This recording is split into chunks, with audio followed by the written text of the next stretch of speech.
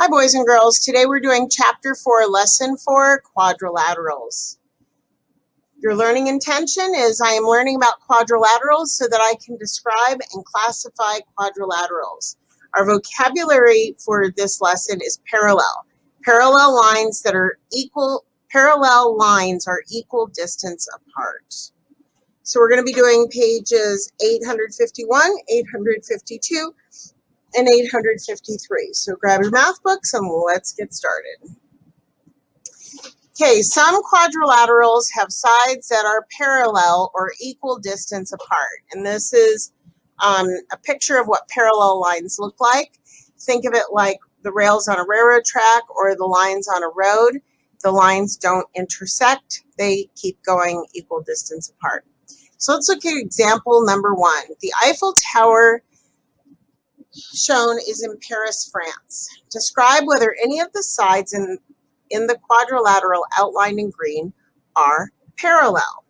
So look at the green shape here where they drew in green over the Eiffel Tower. And we're going to look and find which ones are parallel. So the first sentence says the top and blank sides of the quadrilateral are parallel. So let's take a look at it. So the top and the bottom lines are parallel. Excuse the little tick there, is the way my finger hit the screen. So the top and bottom sides are parallel. A quadrilateral with exactly one pair of parallel sides is a trapezoid. So the quadrilateral outlined in green is a trapezoid. Now here's how I remember trapezoid. So if you want to trap a zoid, you will want to dig a hole that looks like this. See, the zoid can fall in here and he can't climb out. So that is a trapezoid. I don't know what a zoid is for those of you that are thinking that. It's just a way of remembering it. Okay, so some quadrilaterals have both pairs of opposite sides parallel. Those quadrilaterals are called parallelograms. Parallelograms have the attributes shown in the table below. So I'm going to color code these. So this side is parallel to this side. And this side is parallel to this side. That's what it means that opposite sides are parallel. So in parallelograms, both pairs of opposite sides are parallel. Opposite sides have the same length. So the red lines are the same length and the blue lines are the same length. Opposite angles are the same size. So let's take a look at that. So this angle here and its opposite angle are both very wide angles. They're actually called obtuse angles. We'll learn that eventually. But angles that are larger than a right angle are called obtuse. So both of these are obtuse. And these opposite angles are both acute. They're both smaller than 90 degrees. So opposite angles in a parallelogram are equal.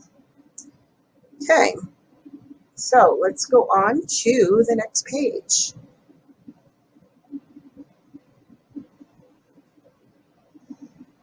Okay, there are many kinds of parallelograms. You can classify quadrilaterals, including parallelograms, using the following attributes.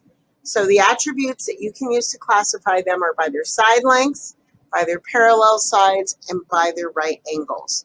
So we're going to use a centimeter ruler to measure the side lengths of each parallelogram below to the nearest centimeter. Then we're going to record the results in the table. Okay, so I have to learn how to use the centimeter ruler on this board. I've only played with it. I haven't actually used it. So here's a ruler. Come on.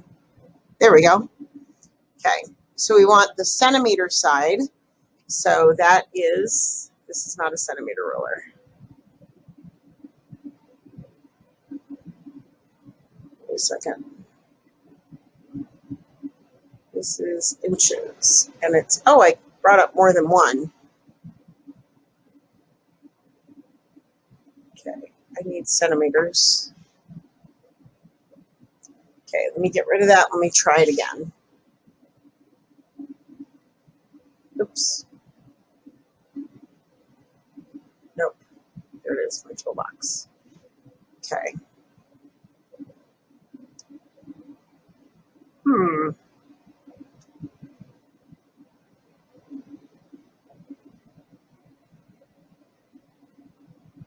Oh, the top, I guess, is centimeters. Yes.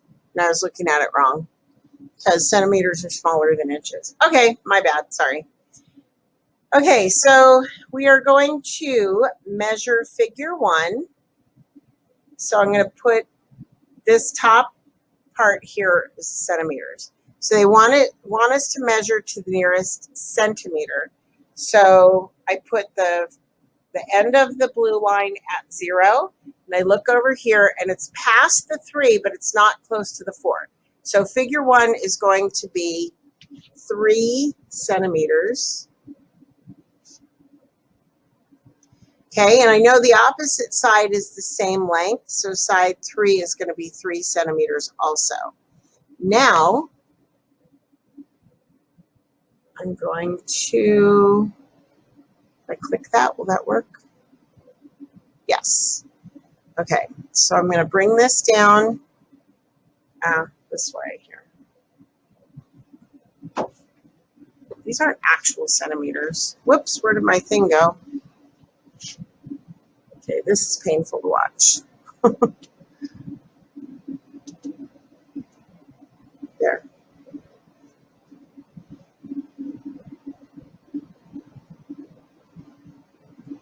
Okay, so let's see if I can move it without it disappearing on me.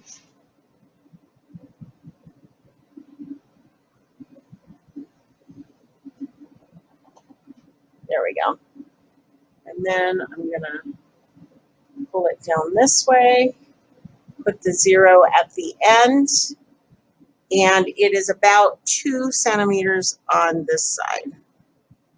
Okay, figure 2. Let's do all the vertical line. Oh, then figure 3 doesn't have any vertical lines. Okay, well, this just gets more and more fun. So figure 2, this side is 2.5, so we're going to round up to 3. So we know, oops, I did on the wrong one. But I think they're all the same size, so let's see. Come on. Oh, that is moving it.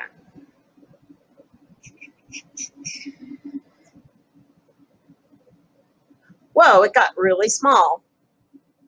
I don't know how that happened. Oh, goodness sakes. Now it's really super duper small. Can I make it bigger? Back to its old size?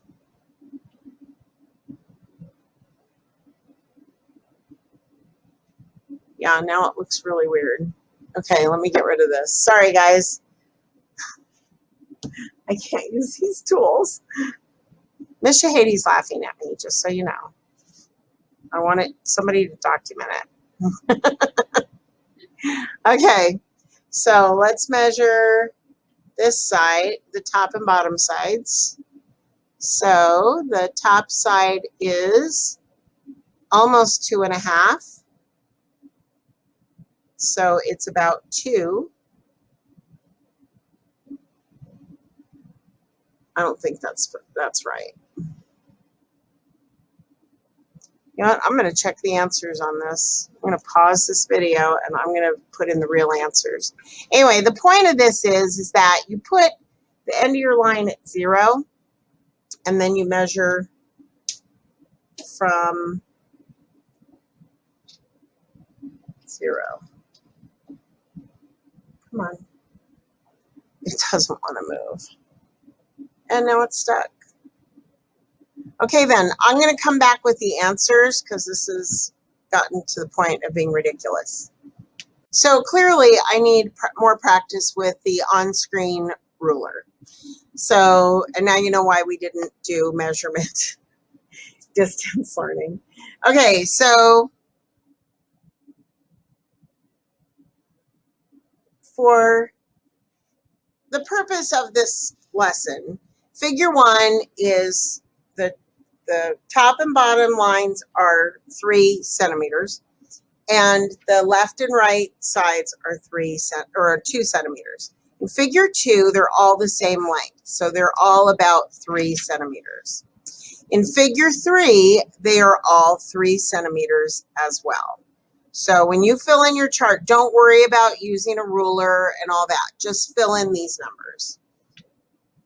You can learn how to use a ruler in 4th grade.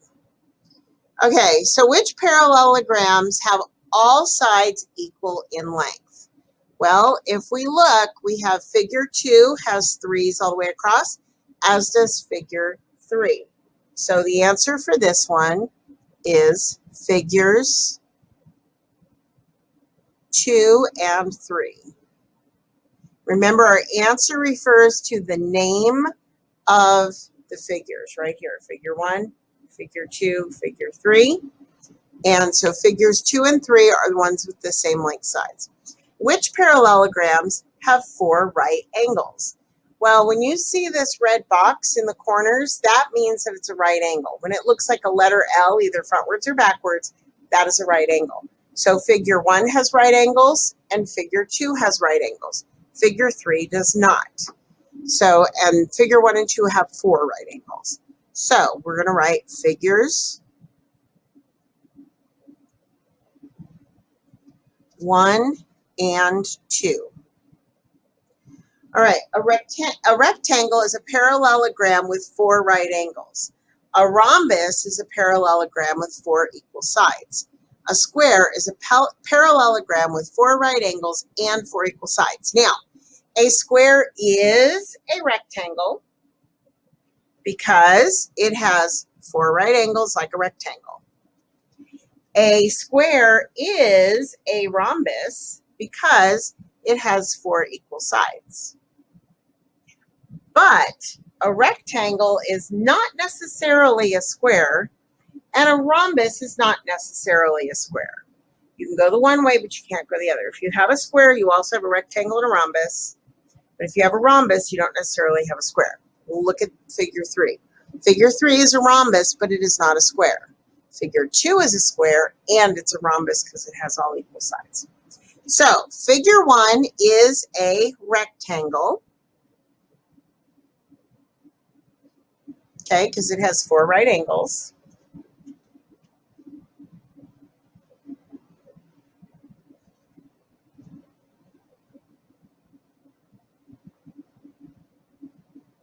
Figure 2 is a rectangle, a rhombus, and a square. We just talked about that.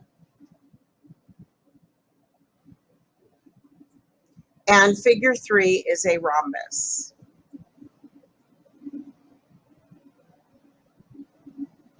Okay. So tell why a square is a special kind of parallelogram. Well, it has opposite sides are equal. Opposite sides are equal, opposite sides are parallel, and it has 4 right angles, and it has 4 sides. So there you go. Refer to example 2. Describe the 3 attributes that figures 1 and 2 have in common, meaning how are they alike? So let's look at figure 1 and figure 2 and see how they're alike. So they have 4 sides. They have 4 right angles. Their opposite sides are parallel and their opposite sides are equal. But figure 1 does not all of its sides are equal, so we can't say all the sides are equal. So let's go down here and we are going to write, you can type this, I'm going to write it with my finger. So figures 1 and 2, remember we use words like and both when we're comparing. Okay, figures 1 and 2 both have right angles.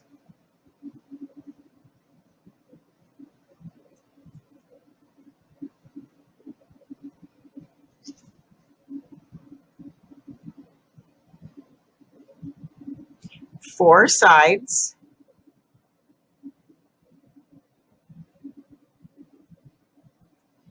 And 2 sets of parallel. Parallel is weird to spell. P-A-R, pair, 2 L's. You need the parallel L's there. And then 1 L by itself. parallel lines. Parallel, there we go. And I made an extra dot. 2 sets of parallel sides.